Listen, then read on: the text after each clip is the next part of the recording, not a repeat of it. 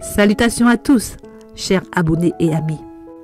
Je vous souhaite un heureux nouvel an biblique. Que le Seigneur puisse vous garder et vous bénir abondamment. Soyez fortifiés dans votre foi et tenez ferme dans l'espérance de vie éternelle qui nous est offerte par la grâce. Oui, mes amis, nous y voilà. Il y a près de 3 mois de cela, je vous en parlais lors des vœux du Nouvel An selon le calendrier romain. Et je vous avais dit que selon la Bible, l'année commençait au printemps. Et ça y est, nous y sommes. Donc je viens auprès de vous par cette vidéo pour partager avec vous des témoignages bibliques sur des personnages qui ont sans aucun doute organisé leur vie selon le calendrier biblique. Je ne vais pas faire une étude sur le calendrier hébraïque ou solaire ou lunaire.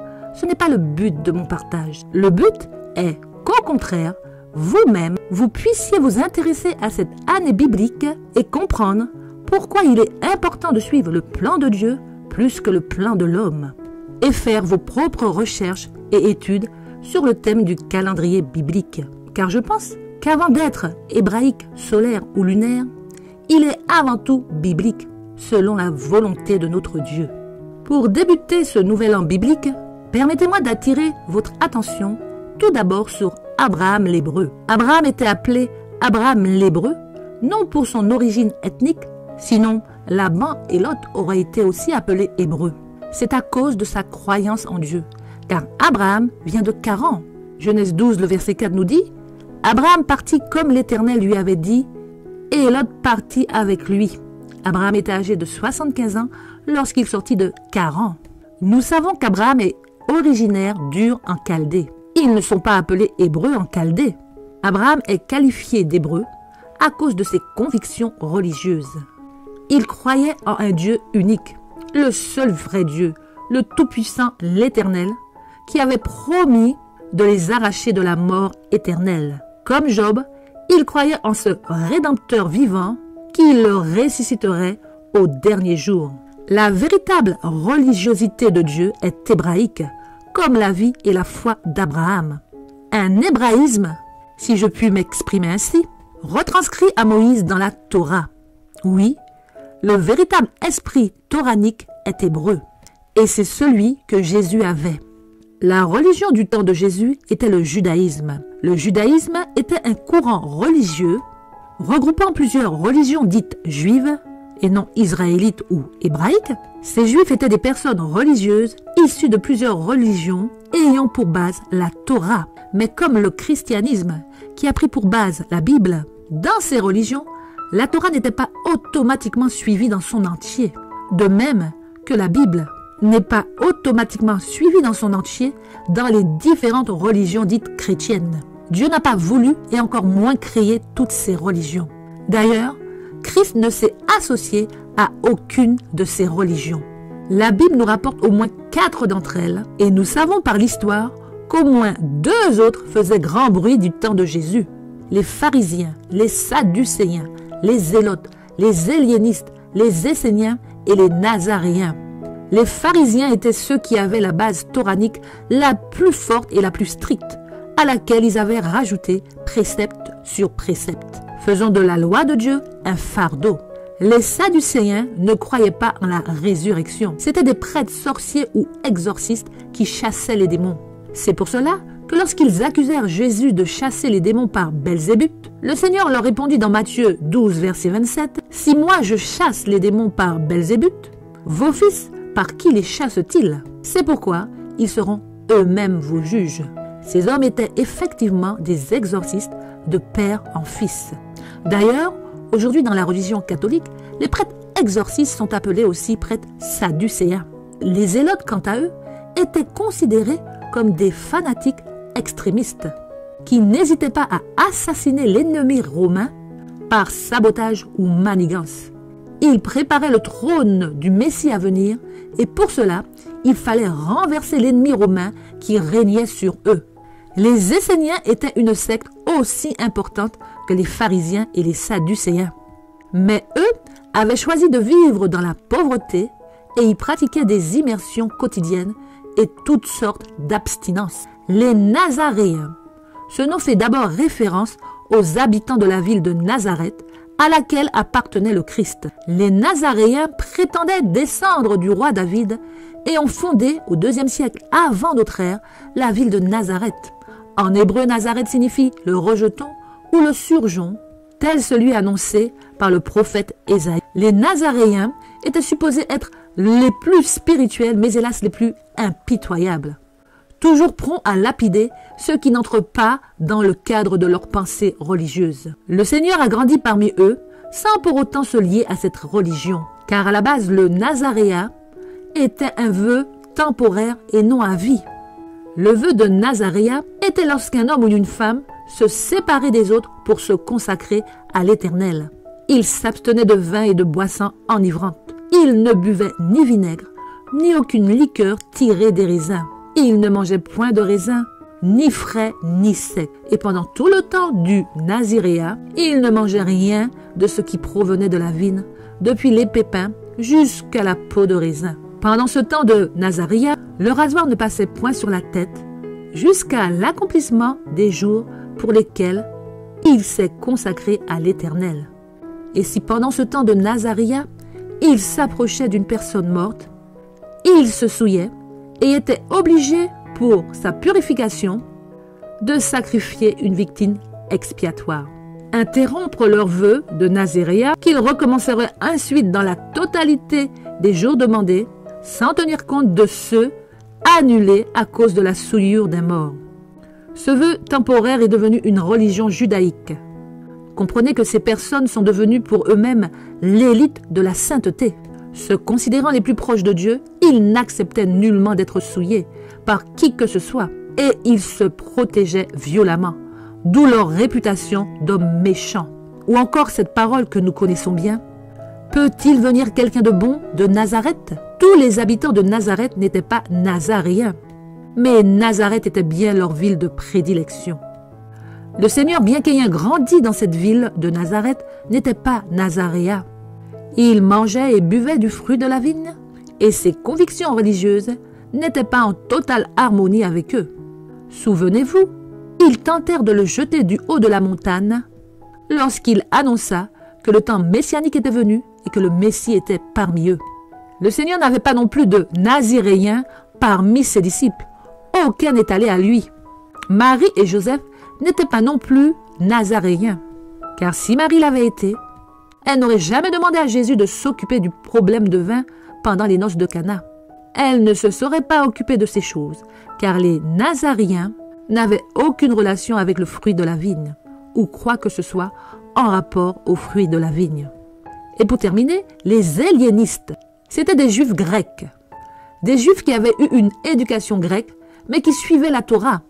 D'ailleurs, ils avaient déjà ce que nous appelons la Septante, c'est-à-dire la Torah traduite en grec. On peut lire dans Actes 6, verset 1. En ce temps-là, le nombre des disciples augmentant, les hellénistes murmuraient contre les Hébreux, parce que les veuves étaient négligées dans la distribution qui se faisait chaque jour. À côté de toutes ces religions, il faut noter que dans le judaïsme du temps de Jésus, il y avait aussi des religions kabbalistes ou kabbalistiques, ainsi que des Illuminati. Je pense que les premiers apôtres et les premiers membres de l'Église primitive avaient retrouvé cet esprit toranique voulu par Dieu. Lorsque plus tard Paul proposa de ne pas mettre sur le joug des rituels lourds tels que la circoncision, il insinuait tout simplement de ne pas judaïser les païens et créait ainsi une énième religion judaïque. L'Église primitive n'avait pas de religion nominative. Ils étaient juste appelés Hébreux, jusqu'à ce qu'à Antioche, ville aux multiples religions, on les appelle Petit Messie, traduit par Petit Christ, pour finalement donner le mot chrétien que nous connaissons aujourd'hui. Nous devons comprendre que cette décision, prise lors de cette réunion de Jérusalem, à savoir ne pas judaïser les païens, ne signifie pas que eux-mêmes étant fils d'Israël de la chair, ont renoncé à la circoncision et d'autres fêtes religieuses. Les fêtes que Dieu leur a données étaient des fêtes perpétuelles. Et ces Israélites vont continuer à les observer sous une forme nouvelle. Les apôtres et l'Église primitive ne vont pas immoler des animaux, car désormais, Christ est leur Pâque. Mais ils ne renoncent pas pour autant au fait de Jérusalem. D'ailleurs, Paul se fait arrêter lorsqu'il se rendit à Jérusalem et participa aux fêtes pendant 7 jours, avec 4 frères nouvellement chrétiens qui avaient fait un vœu. Acte 21, les versets 17 à 26. Le calendrier des fêtes que Dieu institue à Israël à la sortie d'Égypte par la main de Moïse n'est pas quelque chose de nouveau. C'est Dieu qui dicte à Moïse les lois et les préceptes. Faites les commandements. Ces choses sont des choses qui ont déjà été faites par Abraham, Noé, Mathusela, Enoch et même Adam.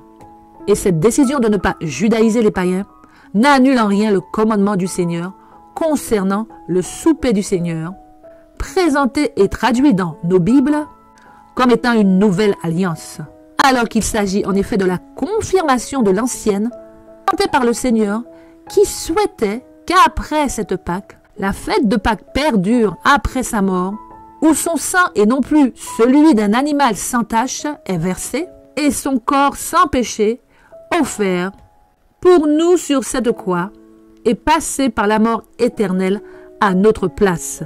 Croyez et comprenez que païens comme juifs en Christ continuèrent à commémorer ce soir spécial avec le lavement des pieds et le partage du jus de fruits de la vigne, représentant le sang du Fils de Dieu, et le pain sans levain, représentant le corps sans péché du Fils de Dieu. Il s'est offert en sacrifice sur le bois pour nous et a endossé ainsi la mort éternelle qui aurait dû être notre salaire. Celui qui est mort sur cette croix est ressuscité et il observe et note, année après année, qui de ses enfants ont compris et acceptent d'obéir à ce dernier commandement, faites ceci en mémoire de moi. Ce mémorial n'est pas juste une action répétée comme une tradition. Il comporte une période, un temps fixé. Lorsque Dieu dit « Faites ceci en mémoire de moi », en ce soir de Pessah entre 2 soirs du 14e jour de Nissan, ce mémorial devra être répété à la même période, au même temps fixé. Chers amis, depuis bien trop longtemps, le christianisme nous a plongés dans l'apostasie et l'ignorance. Nous professons par nos bouches suivre ce commandement « Faites ceci en mémoire de moi ». Mais hélas, dans nos pratiques, nous répétons des coutumes qui offensent notre Christ. Si le christianisme d'aujourd'hui est bien en harmonie avec la Bible, le soir du 14e jour du premier mois de l'année biblique, qui débute avec le printemps, toutes les églises chrétiennes dites fidèles à la Bible devraient être ouvertes et les membres y célébrer avec joie la Sainte Seine qui est le souper du Seigneur. Toutes ces églises éclairées seraient un magnifique témoignage rendu à celui qui a dit « Faites ceci en mémoire de moi ». Il est vrai que nous pensons que nous avons perdu beaucoup d'éléments pour établir une date exacte. Mais grâce à Dieu, nous savons le temps et la période. Nous savons que le printemps, comme son nom l'indique, est la première saison. Et la logique est que la première saison débute l'année. Mais au lieu de cela, les pères de l'Église ont déplacé les périodes en plaçant en début de l'année la dernière saison, décalant et annulant ainsi tout le symbolisme des fêtes de l'Éternel. En débutant l'année à la dernière saison, ce changement n'est pas biblique et n'est pas en harmonie avec ce que demande l'Éternel. Croyez-vous vraiment que ce soit un hasard, sans aucune arrière-pensée et conséquences spirituelles pour les adorateurs de Christ? Dans la Bible, le premier mois appelé Nissan donne tout de suite la mesure sur le caractère de Dieu. Et le plan divin qui est de sauver l'humanité. Pessah signifie passer au-dessus. Passer au-dessus de quoi? Qu'est-ce qui est passé au-dessus de qui? C'est l'ange de la mort qui est passé au-dessus du peuple et il l'a épargné. Était-ce la première fois que l'ange de la mort passait au-dessus pour épargner? Non. L'ange de la mort est passé au-dessus de Isaac. Il l'a épargné. Abraham a lui aussi vécu cette Pâque lorsque son fils a été épargné, comme Israël l'a vécu à la sortie d'Égypte après Abraham. Son 10 fois arrière-arrière-grand-père, Noé, l'a vécu, car pour lui aussi et sa famille, l'ange de la mort est passé au-dessus et ils ont été épargnés. Et avant lui, son arrière-arrière-grand-père Enoch l'a vécu aussi, car il a été épargné alors qu'un jugement qu'Enoch lui-même a prophétisé était tombé. Dieu l'a épargné de cette mort terrestre et l'a carrément emmené dans la vie éternelle. Il a été transmué sans passer par la mort. Et avant lui, Dieu a épargné également Adam et Ève en sacrifiant cet animal. Car la parole était, le jour où tu en mangeras, tu mourras. Mais le Seigneur, en sacrifiant l'agneau immolé qui représente Christ, a épargné Adam et Ève. Donc, tout l'esprit toranique de la Torah qui est prescrit à Moïse n'est en fait que le plan de départ de Dieu retranscrit pour le peuple israélite. Bien avant eux, depuis Adam, c'est ce que Dieu a fait, voulant toujours les sauver. Il a dit au serpent ancien qui est le dragon, « Je mettrai inimitié entre toi et la femme, entre ta postérité et sa postérité. » Les postérités ont été alignées en partant d'Adam. Il avait 2 fils, mais c'est Seth, la lignée, qui fut choisie. Puis la lignée d'Enoch, puis la lignée de Noé. Savez-vous qu'Enoch a connu Adam? Car à sa naissance et pendant une bonne partie de sa vie sur cette terre, Adam vivait encore. Savez-vous que Noé a connu tous ses arrière-grands-pères, excepté Adam, qui était déjà décédé, et Enoch, qui avait déjà été enlevé au ciel avant sa naissance. Cela veut dire que Noé a reçu de tous ses arrière-grands-pères une instruction. Et savez-vous qu'Abraham a eu le temps de recevoir une instruction de Noé, car à la naissance d'Abraham, Noé était encore vivant. Jacob a eu le temps de recevoir une instruction de son grand-père Abraham, qui a décédé à 175 ans, alors qu'il a eu Isaac à 100 ans, et qu'Isaac avait 65 ans lorsque Jacob et son frère sont nés. Jacob a donc connu son arrière-grand-père Abraham. Et lorsque c'est le tour de Jacob de partir, il laissa ses instructions à Joseph. Et lorsqu'après 400 années de servitude, Israël sortira d'Égypte, Dieu va leur remémorer leur histoire et leur lien avec Joseph, car les ossements de Joseph sortiront d'Égypte avec eux. Puis ensuite, le lien qui restera le plus longtemps, c'est le roi David. Il aura une renommée qui passera les âges. Christ sera appelé fils de David. Mais aujourd'hui, chacun de nous, c'est par cette postérité qui est le Fils de Dieu, comme nous sommes révélés être de cette postérité qui doit avoir une inimitié envers la postérité du diable. Christ est cette inimitié que Dieu a mis entre ces 2 postérités. Nul ne peut servir 2 maîtres. Le prince de ce monde n'a rien du Fils de Dieu. Seuls ceux qui choisiront de servir le Maître, qui est le Seigneur Jésus, auront les armes qu'il faut pour écraser la tête du diable et ainsi vaincre avec le Christ. Pour finir, nous allons maintenant voir les 7 fêtes qui nous sont listées dans Lévitique chapitre 23. Des fêtes qui vont se célébrer au rythme et à l'image même de cette année biblique que Dieu présente à son peuple, rempli de temps enjoué, de joie, de reconnaissance grâce au souvenir constant du plan divin pour nous sauver. Un souvenir qui ne peut être mis de côté aujourd'hui parce que Christ est monté sur cette croix. Au contraire, plus que jamais, nous devons focaliser nos pensées et nos paroles sur ce que le Seigneur a fait pour nous.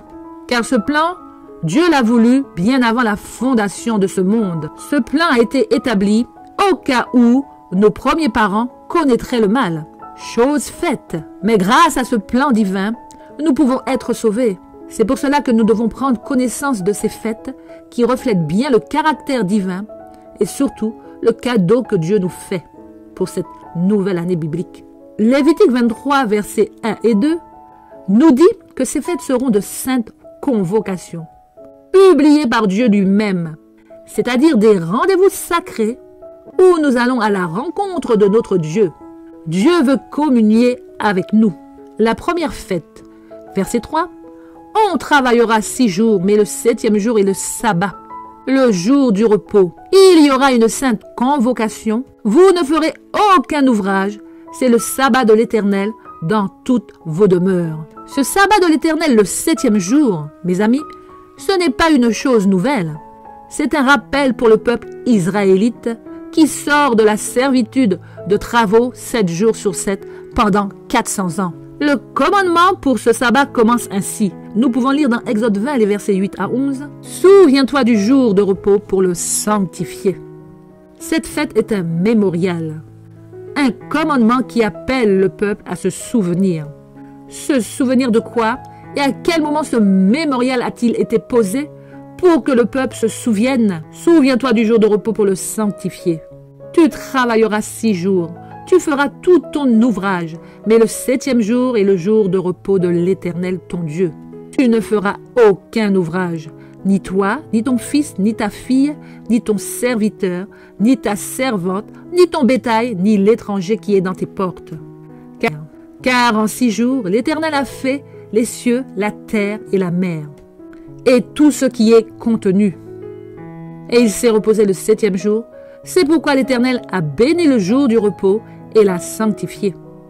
Souvenez-vous de ce que Jésus dit au sujet de ce jour de repos. Dans Matthieu 2 au verset 27, Jésus répond clairement à ses détracteurs pharisiens qui avaient fait du sabbat un fardeau et qui se plaignaient du fait que les disciples de Jésus aient osé arracher un épi de blé pour manger alors qu'ils avaient faim. Jésus leur dit, le sabbat était fait pour l'homme et non l'homme pour le sabbat, en sorte que le Fils de l'homme est maître du sabbat.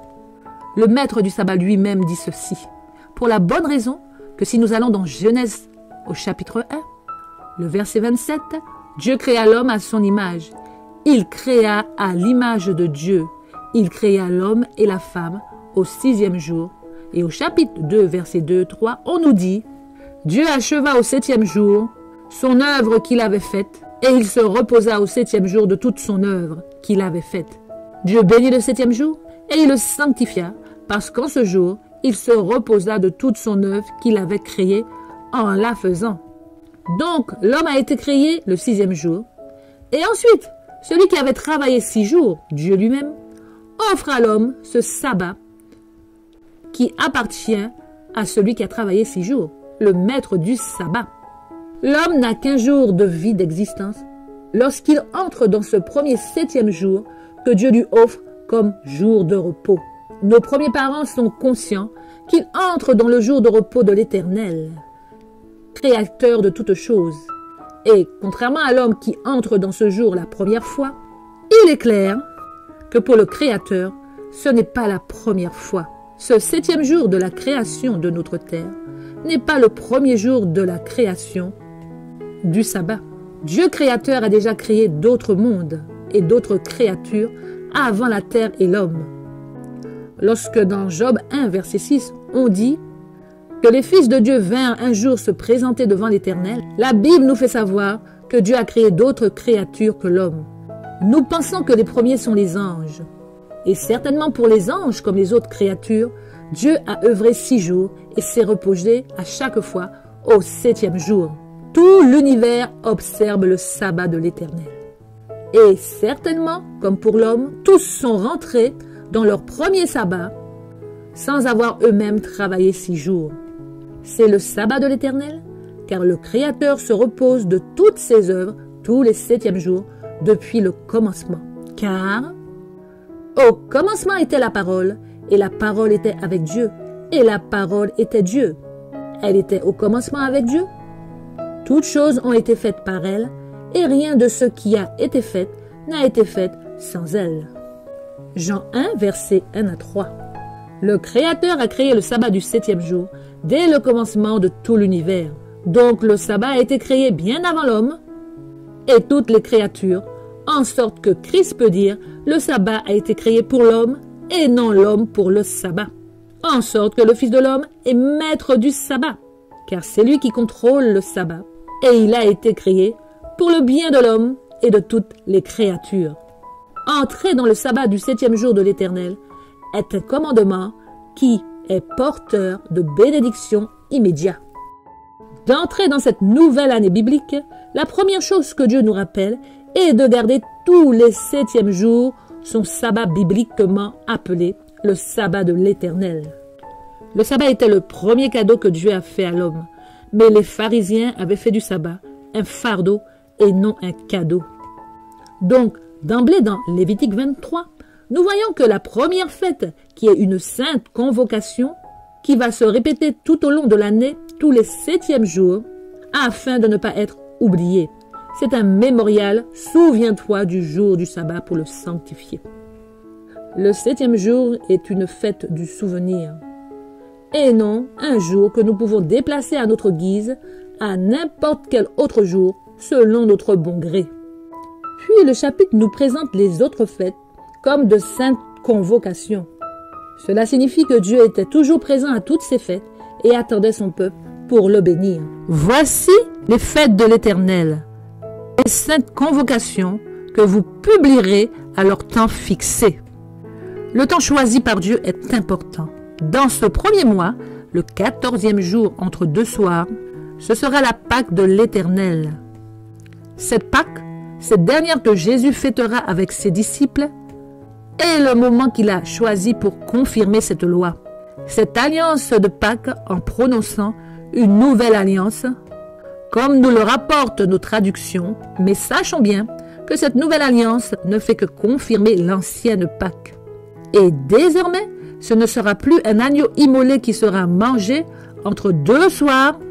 Petite précision, il s'agit du soir qui précède le coucher du soleil qui précède le 15e jour, donc c'est le soir entre le 14e et le 15e. Ce soir-là, Jésus lui-même nous a dit dans Matthieu 26, versets 26 et 27, pendant qu'il mangeait, Jésus prit du pain et après avoir rendu grâce, il le rompit et le donna aux disciples en disant, « Prenez, mangez, ceci est mon corps. » Il prit ensuite une coupe et après avoir rendu grâce, il leur donna en disant, « Buvez-en tous, car ceci est mon sang, le sang de l'alliance qui a été répandu pour plusieurs pour la rémission des péchés. » Donc, loin d'annuler cette Pâque, Jésus la confirme par cette nouvelle alliance pour débuter l'année.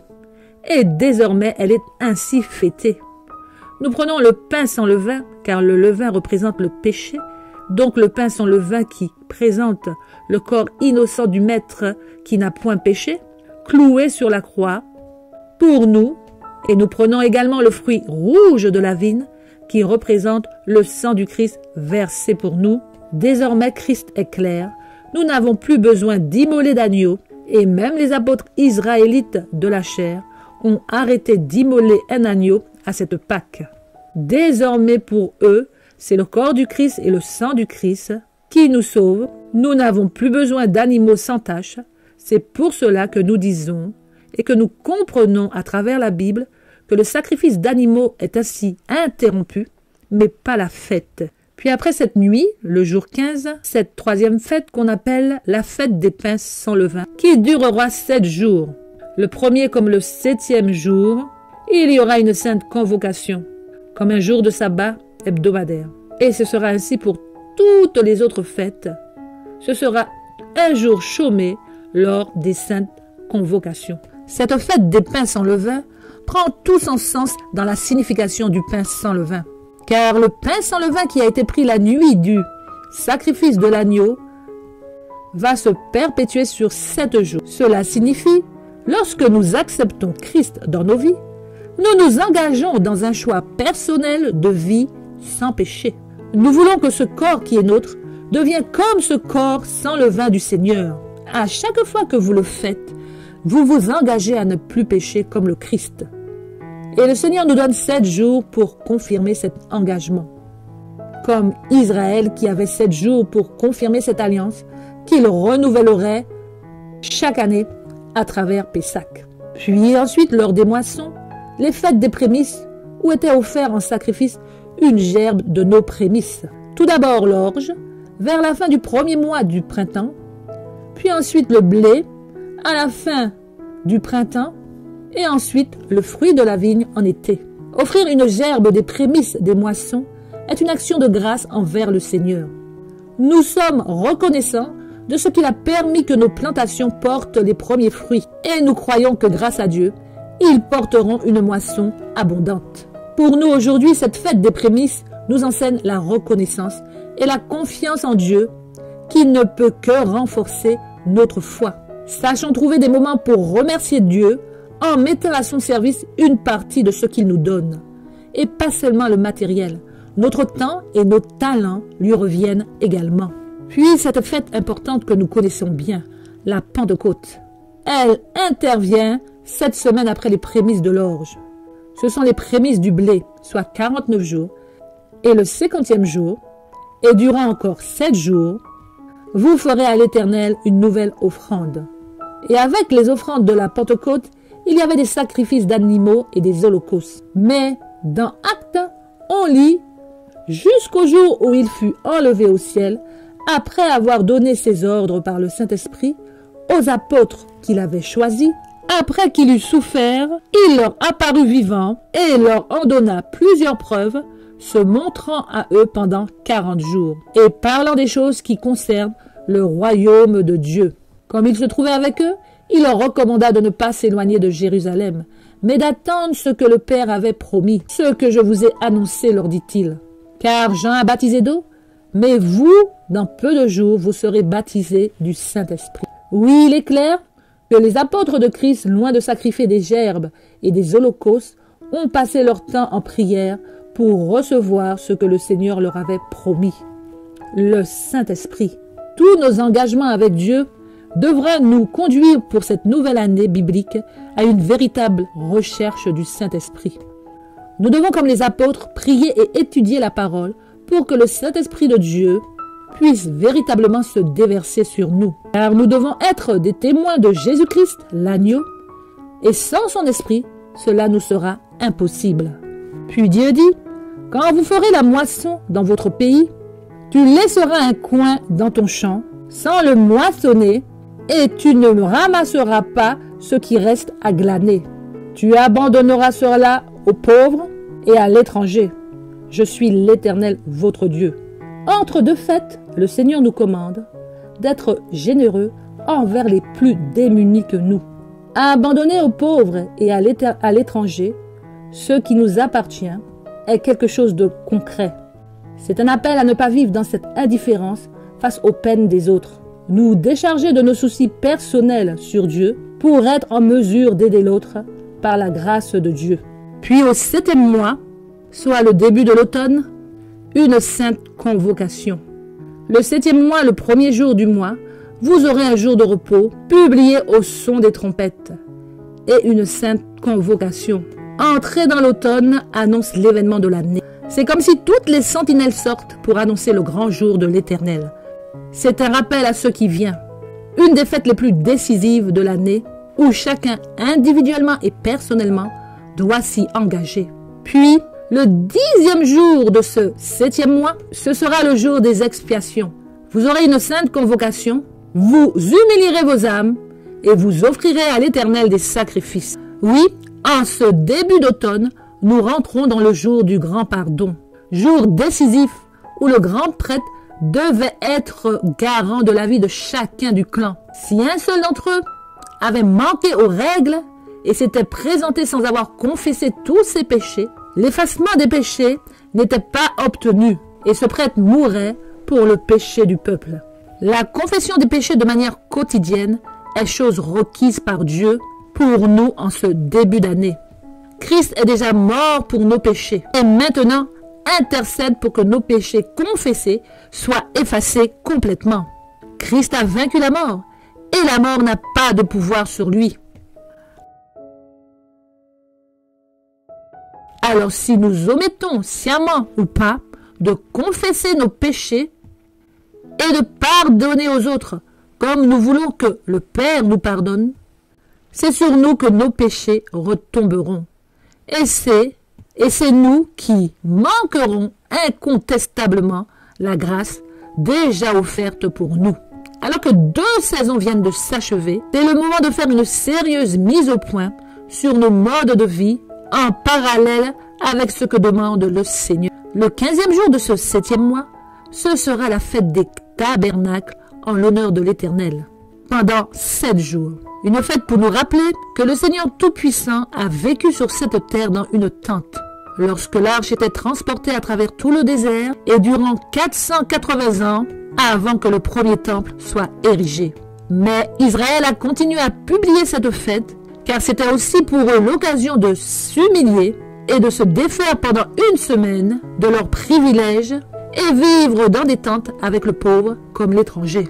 La fête des tabernacles est un temps de renoncement pour rendre grâce à celui qui s'est dépouillé pour nous. Un temps de grande reconnaissance après celui du pardon. C'est la dernière fête qui nous est rapportée dans nos Bibles. Aucune fête pour la dernière saison. Aucun Noël à l'horizon. Noël n'est pas une fête biblique. Pour achever l'automne et supporter le froid de l'hiver, Dieu nous rappelle sa présence au rendez-vous du sabbat du 7e jour. Vous observerez en outre le sabbat de l'Éternel et vous continuerez à faire vos dons à l'Éternel, tous vos sacrifices pour l'accomplissement d'un vœu et toutes vos offrandes volontaires.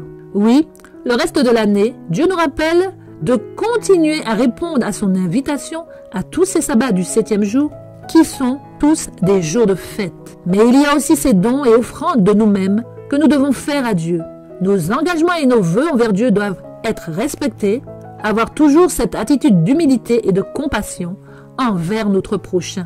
Toujours être prêt à offrir, à servir, c'est ce que Dieu apprend au peuple. Ces fêtes ne doivent en aucun cas devenir des traditions où le fondement serait vite oublié. Donc finalement, si nous ne savons pas exactement la date où commence le fameux mois de Nissan, nous connaissons quand même la période du début du printemps, car Dieu fixe un temps.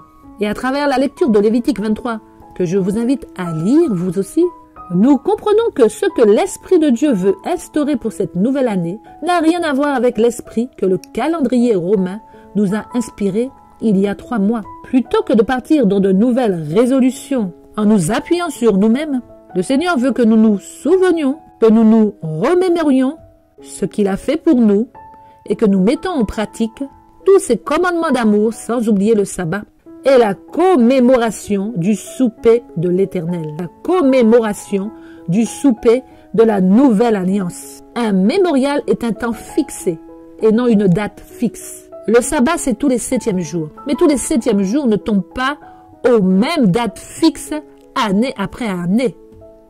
Un temps fixé n'est pas une date fixe comme un anniversaire. Souvenez-vous que le Seigneur a commémoré cette dernière Pâque le 4e jour entre 2 soirs, qui était le soir du mercredi vers jeudi.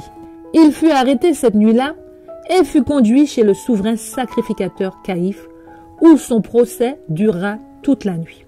La Pâque biblique est le soir de l'arrestation de Jésus. À défaut de date, nous avons ces indications pour marquer les temps fixés. Nous sommes juste entrés dans cette période de printemps qui est la première saison et annonce le début du calendrier biblique. Que le Seigneur permette à tous ceux qui le cherchent de se laisser guider par son esprit et répondre en ce début d'année biblique à cette invitation. Faites ceci en mémoire de moi. Que Dieu, Père et Fils, vous garde et vous bénisse. À très bientôt si Dieu veut.